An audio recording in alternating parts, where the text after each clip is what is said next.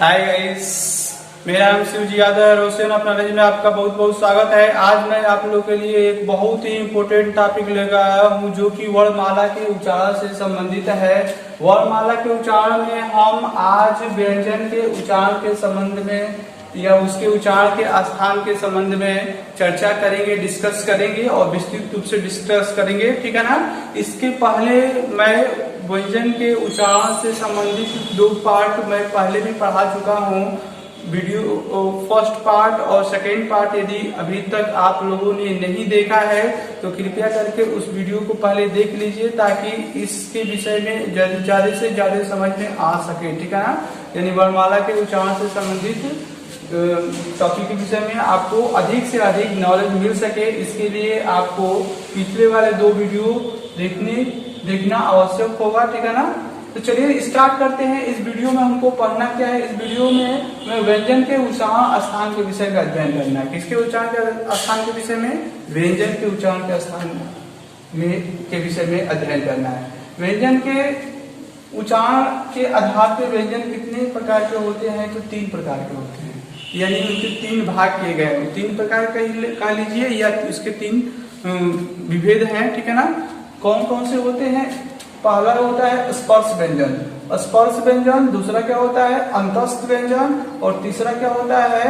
तो ऊष्म व्यंजन या संघर्षी, ठीक है ना। उस व्यंजन या संघर्षी व्यंजन होते हैं, ठीक है ना। तो ध्यान देंगे कि उच्चारण के आधार पर व्यंजन कितने प्रकार के होंगे या व्यंजन कितने भाग होते हैं? तो 3 होते हैं। पहला होता है स्पर्श व्यंजन, दूसरा होता है अंतस्थ व्यंजन और तीसरा होता है ऊष्म व्यंजन या संघर्षी व्यंजन। इसमें ध्यान देंगे कि स्पर्श व्यंजन के अंतर्गत हमको क्या पढ़ना है? स्पर्श व्यंजन के अंतर्गत हमको पढ़ना है कि क वर्ग से लेकर के प वर्ग के उच्चारण स्थान क्या होता है, ठीक है ना। यानी कि क वर्ग का उच्चारण स्थान क्या होता है? तो क वर्ग का उच्चारण स्थान कंठ होता है, ठीक है ना।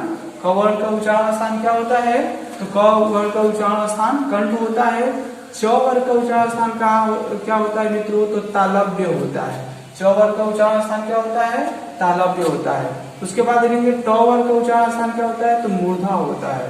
ट वर्ग का उच्चारण स्थान क्या होता है मित्रों? तो मूर्धा होता है, ठीक है ना। उसके बाद त वर्ग का उच्चारण स्थान देखेंगे, त वर्ग का उच्चारण स्थान होता है दंत। यानी कि जब भी हम त वर्गों के उच्चारण करेंगे, ठीक है ना, क वर्गों के उच्चारण करेंगे, यानी कि जितने भी ये वर्ग हैं उनके उच्चारण करने पर क्या होता है? दिए गए उच्चारण स्थान से ध्वनियां निकलती है, ठीक है ना। जैसे क वर्ग का उच्चारण हम करते हैं, क वर्ग में कौन कौन से व्यंजन आते हैं? तो क, ख, ग, घ और ञ, ठीक है ना। इस तरह से च वर्ग में जानते हैं च, छ, ज, झ, ञ, ठीक है ना। इसी तरह से ट वर्ग में ट, ठ, ड, ढ, ड़, त वर्ग में त, थ, द, ध, न, ठीक है ना। और प वर्ग में प, फ, ब, भ, म, ठीक है ना। तो ये व्यंजन आते हैं। तो क वर्ग का उच्चारण स्थान कंठ होता है, च वर्ग का उच्चारण स्थान तालव्य होता है, त वर्ग का उच्चारण स्थान क्या होता है मित्रों? तो मूर्धा होता है। क्या होता है?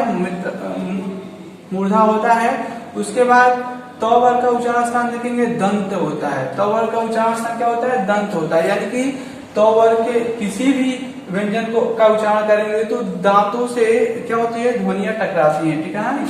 इसके बाद देखेंगे प वर्ग। प वर्ग को जब उच्चारण करते हैं, प वर्ग में प, फ, ब, भ, म आता है, ठीक है ना, व्यंजन आते हैं। तो उसके उच्चारण जब करते हैं तो क्या होता है? ओठों से ध्वनियां क्या होती है? टकराती है। इसके बाद हमको अगला देखना है अंतस्थ व्यंजन। अंतस्थ व्यंजन क्या होते हैं? तो कुछ व्यंजन ऐसे भी होते हैं जो कि स्वर और व्यंजन के बीच की स्थिति में होते हैं, यानी कि ना उनको हम स्वर ही कह सकते हैं पूर्ण रूप से और ना ही हम उनको पूर्ण रूप से व्यंजन ही कह सकते हैं, यानी कि दोनों की स्थिति में होते हैं, ठीक है ना। यानी अर्ध, जिसको हम क्या कर सकते हैं? अंतस्थ व्यंजन कहते हैं, ठीक है ना। तो ये क्या होते हैं कि न स्वर ही होते हैं न व्यंजन होते हैं, यानी कि दोनों की बीच की स्थिति होते हैं, ठीक है ना। उसको अर्ध स्वर भी कर सकते हैं, अर्ध व्यंजन भी कर सकते हैं, ठीक है ना। ये इसमें कौन कौन से लेटर आते हैं? इसमें आते हैं 4 व्यंजन। कौन कौन से आते हैं? तो य, र, ल, व। य, र, ल, व को क्या कहते हैं मित्रों? अंतस्थ व्यंजन कहते हैं। क्या कहते हैं? अंतस्थ व्यंजन कहते हैं, ठीक है ना। उसके बाद तीसरा देखेंगे व्यंजन क्या होता है, उष्म व्यंजन या संघर्षी व्यंजन, ठीक है ना। उष्म व्यंजन या संघर्षी व्यंजन ध्यान देंगे उसमें कौन कौन से लेटर आते हैं, तो इसमें भी 4 लेटर आते हैं। कौन कौन से? स, ह, ठीक है ना। ये 3 तरह के जो स होते हैं, ठीक है ना। स से सटकोर, स से सपेरा, स से शरीफा, ठीक है ना। ये तीनों स क्या होते हैं, और इसके अलावा ह भी होता है, उसमें व्यंजन कहलाते हैं या संघर्षी व्यंजन कहलाते हैं। उसके बाद देखेंगे अयोगवाह।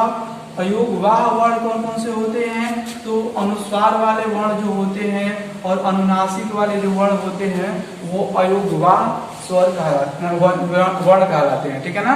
यानी अयोगवाह वर्ण कौन कौन से कहलाएंगे, जो अनुस्वार होते हैं, स्वरों में अनुस्वार पड़ेंगे ना, ठीक है ना। अनुस्वार और अनुनासिक जो व्यंजन होते हैं वो अयोगवाह वर्ण कहलाते हैं। उसके बाद हमको क्या अध्ययन करना है, संयुक्त व्यंजन। संयुक्त व्यंजन कौन कौन से होते हैं, छ, त्र, ज्ञ और श्र होता है, श्र, ठीक है ना। छ, त्र, ज्ञ और श्र, ठीक है ना। तो छ किस शब्द कर रहे हैं, सॉरी, किस वर्ण से मिलकर के बना है, तो आधा क और ये सटकोर स दोनों से मिलकर के ये बना है छ, ठीक है ना। उसके बाद त्र किस वर्ण से मिलकर बना है, तो आधा त और र, त और र दोनों से मिलकर के बना है, 2 व्यंजनों से मिलकर बना है। उसी तरह से ज्ञ किससे मिलकर बना है, ज और य, यानी इन 2 व्यंजनों से मिलकर के बना है। ज इसमें आधा है, ध्यान देना कि नीचे हलंत लगा है, इसका मतलब कि ये व्यंजन क्या है, पूर्ण नहीं है, ये आधा व्यंजन है, ठीक है ना। स्र कैसे बना है, तो स और र दोनों से मिलकर के बना है। उसके बाद हम डिस्कस करेंगे उच्छिप्त व्यंजन।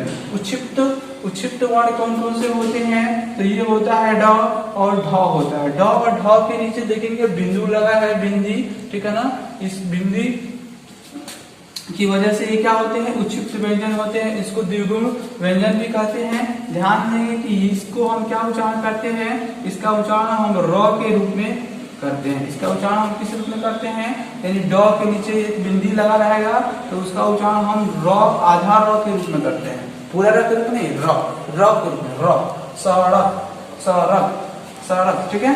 उसी तरह से ढ का उच्चारण समझेंगे, ढ का उच्चारण किस रूप में होता है, तो र के रूप में होता है, के रूप में इसका उच्चारण होता है। तो ध्यान देंगे कि ढ के नीचे बिंदी लगा रहेगा तो उसका उच्चारण र के रूप में होगा, ध्यान देंगे, ठीक है ना। तो चलिए इस वीडियो में बस इतना ही।